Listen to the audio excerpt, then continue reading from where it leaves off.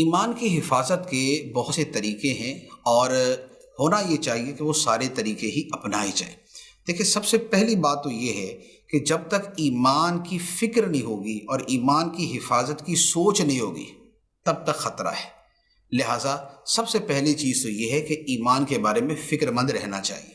دوسری بات یہ ہے کہ وہ چیزیں کہ جو ایمان کے ضائع ہونے کا سبب بنتی ہے ان سے بچنا ضروری ہے۔ لہذا پہلے ان کو سیکھنا پڑے گا کہ وہ کون سی چیزیں ہیں کہ جو ایمان کی بربادی کا سبب بنتی ہیں۔ اس کے لیے علماء نے کتابیں لکھی ہیں۔ امیر اہل سنت کی بھی کتاب کفریہ کلمات کے بارے میں سوال جواب یہ موجود ہے۔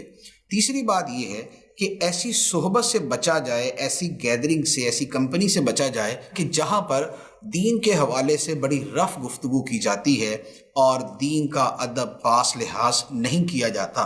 تو اس طرح کے آزاد خیال اور آوارہ خیال جو لوگ ہیں ان کے پاس نہ بیٹھے کہ ان کی نحوست جو ہے وہ اس آدمی کے ایمان کی بربادی کا سبب بن سکتی ہے۔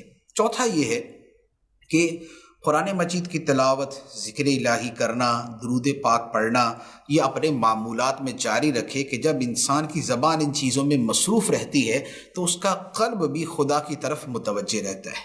پانچویں بات یہ ہے کہ وہ لوگ کہ جو دین کے بارے میں وسوسے ڈالتے ہیں ان لوگوں کی صحبت سے بچا جائے۔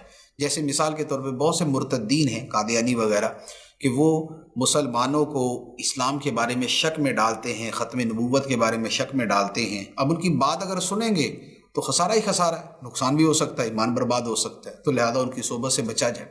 اچھا، پھر اس کے ساتھ یہ ہے کہ اپنے آپ کو کسی صحیح العقیدہ سنی عالم دین یا سنی پیر جو جامع شرائط پیر ہو، کہ عالم ہو، باعمل ہو، خوف خدا والا ہو، دین کا درد رکھنے والا ہو، تو ایسے پیر کے ساتھ اپنے آپ کو وابستہ رکھیں کہ جب آدمی کسی پیر سے وابستہ ہوتا ہے یا کسی عالم دین با صحیح العقیدہ عالم دین کی صحبت میں بیٹھتا ہے تو اس کے ایمان کی حفاظت کی صورت بن جاتی ہے۔ تو یہ اس طرح کے سارے ذرائع ہیں کہ جن کو اختیار کرنا چاہیے۔ پھر اس کے ساتھ دعا بھی مانگتے رہنا چاہیے، جیسے قرآن پاک کے اندر دعا ہے، ربنا لا تزغ قلوبنا بعد اذ ہدیتنا وہب لنا من لدنک رحمہ انک انت الوہاب۔